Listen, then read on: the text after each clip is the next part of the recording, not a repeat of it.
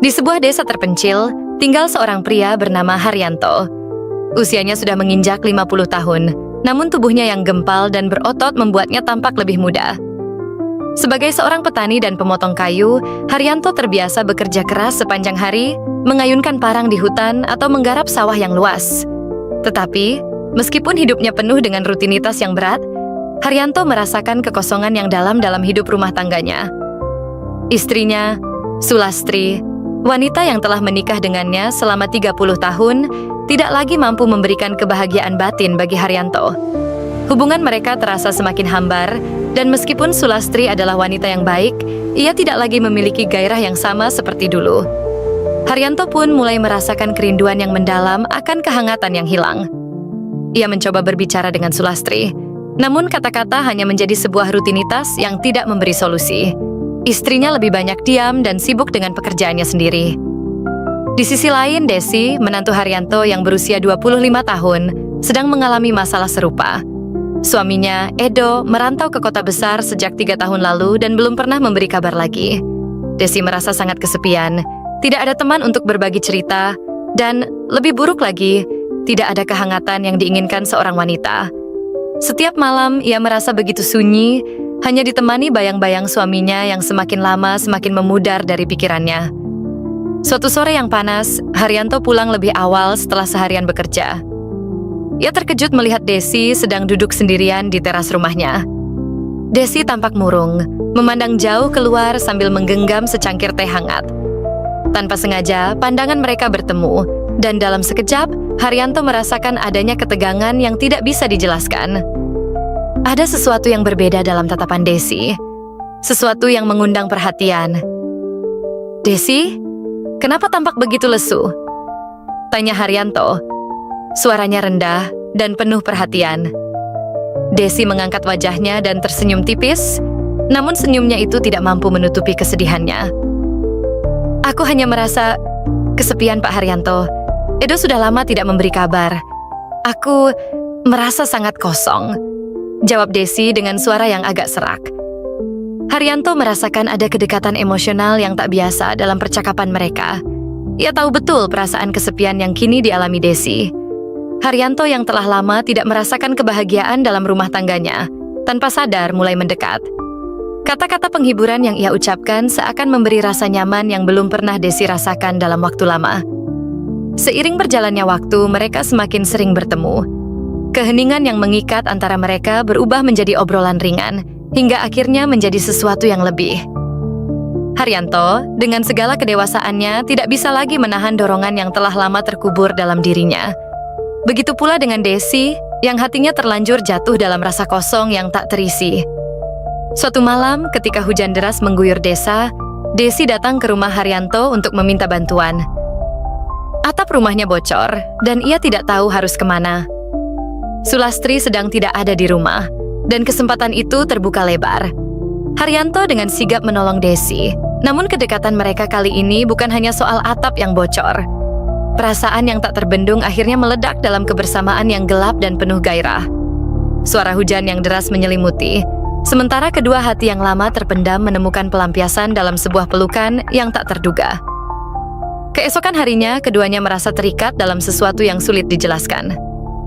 Mereka menyadari bahwa apa yang terjadi adalah suatu kesalahan, tetapi perasaan yang muncul itu begitu kuat dan tak bisa dihindari.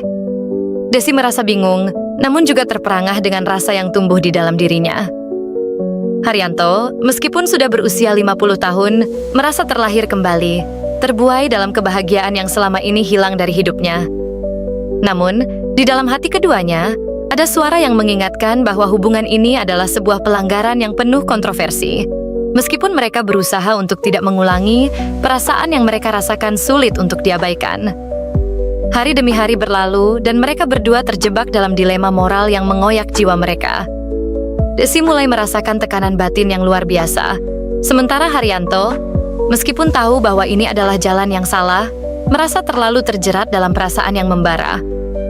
Namun, keduanya tahu bahwa hidup mereka sudah tidak akan pernah sama lagi setelah kejadian itu. Desi merindukan kehadiran suaminya, Edo, namun hatinya kini terpecah. Sementara itu, Haryanto sadar bahwa hubungan ini mungkin tidak akan bisa bertahan lama.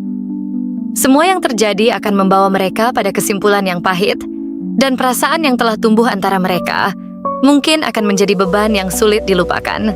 Setiap kali Haryanto dan Desi bertemu di kebun, perasaan rindu yang terpendam seakan menjadi bayangan yang terus menghantui.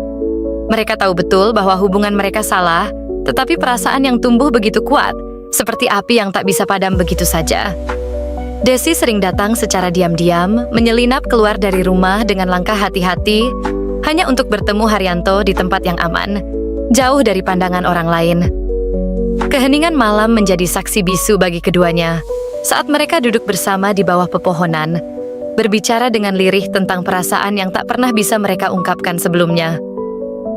Pada suatu senja yang tenang, ketika udara mulai dingin, Desi datang lebih awal dari biasanya. Haryanto sudah menunggu di kebun belakang, di tempat yang sama, tempat yang seolah menjadi milik mereka berdua.